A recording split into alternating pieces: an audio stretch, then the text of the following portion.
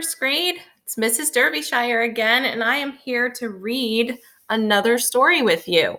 And we get to read Frog and Toad together today. And if you are in my star group, some of us already know this story pretty well.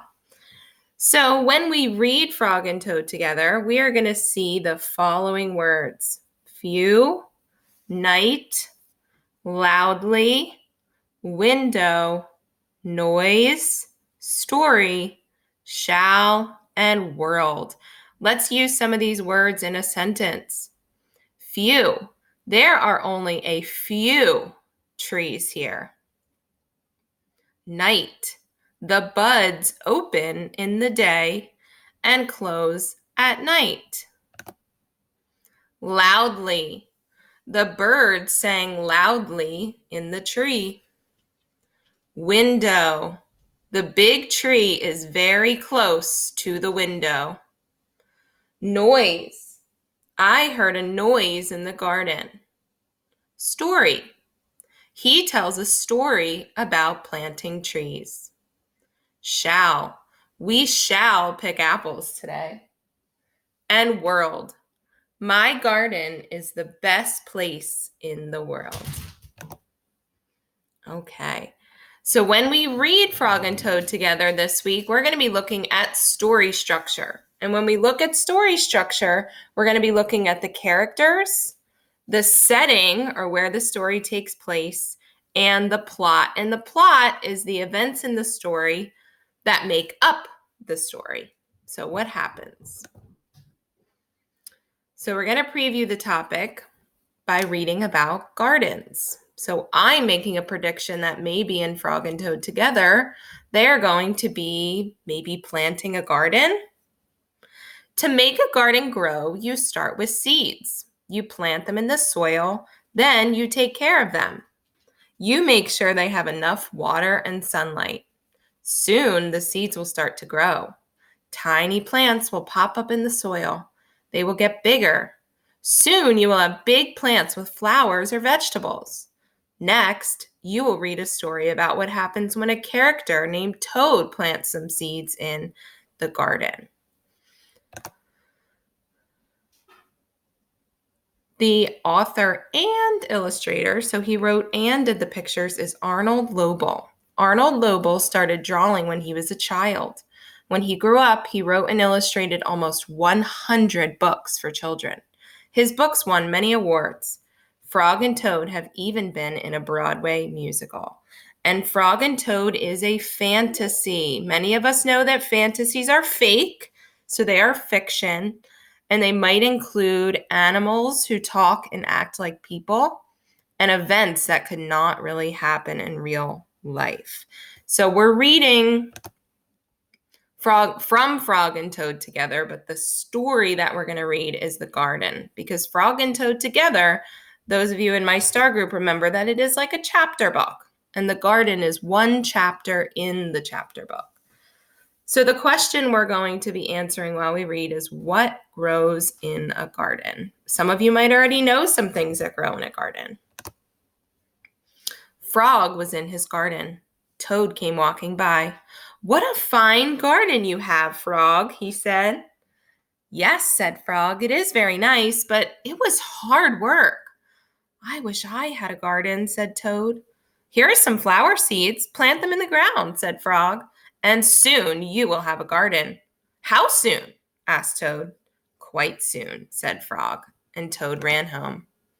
He planted the flower seeds. "Now, seeds," said Toad, "start growing." Toad walked up and down a few times, and the seed did not start to grow. Now, first grade, I want you to talk to somebody at home. How is Toad acting right now?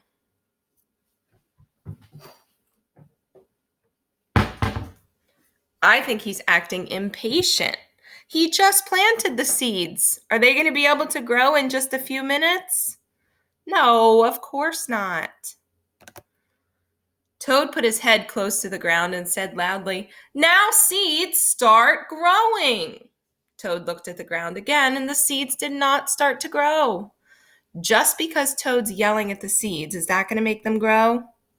No. Toad put his head very close to the ground and shouted, "Now, seeds, start growing!" Frog came running up the path. What is all this noise?" he asked. "My seeds will not grow," said Toad. "Well, you're shouting too much," said Frog. "These poor seeds are afraid to grow." "My seeds are afraid to grow?" asked Toad. Now, talk to someone at home. Do you really think his seeds are afraid to grow? I don't think so. I don't think it's true that seeds can be afraid. I just think that he doesn't realize that they need time. "Of course," said Frog. "Leave them alone for a few days. Let the sun shine on them. Let the rain fall on them. And soon your seeds will start to grow." So tell someone at home or in your own mind, what are some things that seeds need in order to grow? They need the sun. They need water, so the rain, or if Toad watered them himself. They need air. Very good. That night, Toad looked out of his window. "Drat," said Toad. "My seeds have not started to grow. They must be afraid of the dark." Toad went out to his garden with some candles.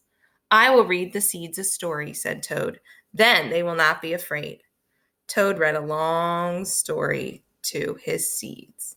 So talk to somebody again or think to yourself, what is Toad's problem in the story? Good. His problem is that his seeds won't grow. And how is he trying to solve his problem?